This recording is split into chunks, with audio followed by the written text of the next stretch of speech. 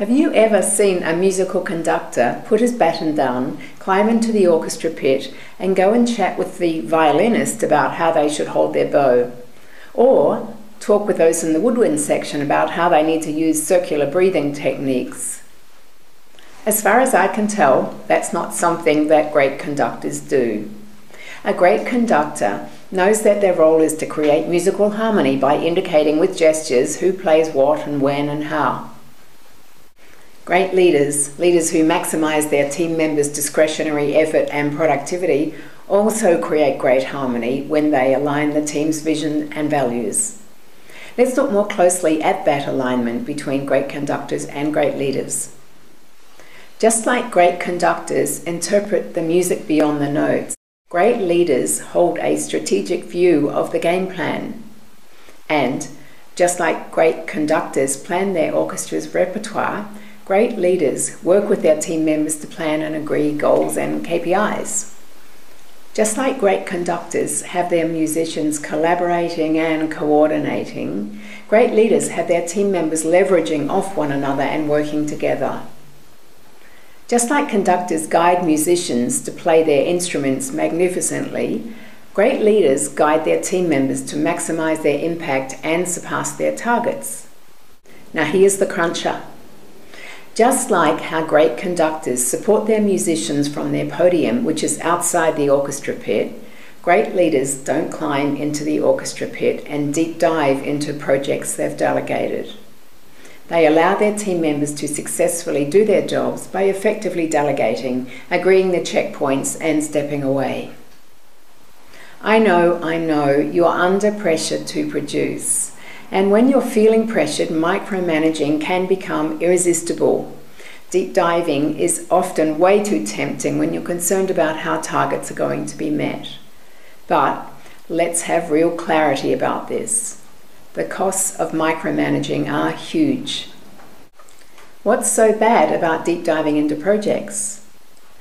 Just like how micromanaging doesn't work for conductors or their musicians, it doesn't work for leaders or their team members either. When your team members know that you're going to step in, it's highly likely that they'll do some or all of the following. They switch off their brain and stop having initiatives. They lose confidence in their abilities and capacity to do a good job. They experience diminished motivation and will to succeed. They not do more than they have to do, that is, they show little discretionary effort. They negatively impact the motivation and discretionary effort of those they interact with. They have stunted learning and development and therefore curtail their career. And they leave in search of a leader who will let them take responsibility and be accountable for their work. We could continue, but I think the point is made. Micromanaging has a serious negative impact on how successfully you lead your team and on the results that they create. If you've had a tendency to micromanage, I recommend that first up, you figure out what's been stopping you from letting go and letting your team members do their jobs. Do you frequently drop by your team member's desk or email or ring them to check on where they're up to because your natural tendency is to dig into the details? Or you don't believe your team members are capable, or you haven't learned to trust that other people can do stuff, or you have an out of control need to control what's going on. So what can you do to develop new habits that mean you're able to do your job and let your team members do theirs? Firstly, become a superb delegator who delegates the objective, not the procedure, who agrees on the success criteria for the project and then jointly decides the checkpoints before they leave their team member to get on with it. Secondly, mentor, coach, counsel and/or develop a team member who hasn't yet got the competencies to do their job proficiently. And thirdly, if you need to, performance manage them so that something changes.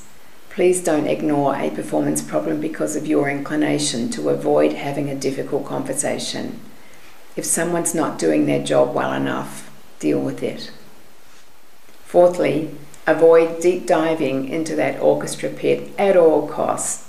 Think great conductor. Please keep emailing your comments and your requests to talk about your particular circumstances, won't you?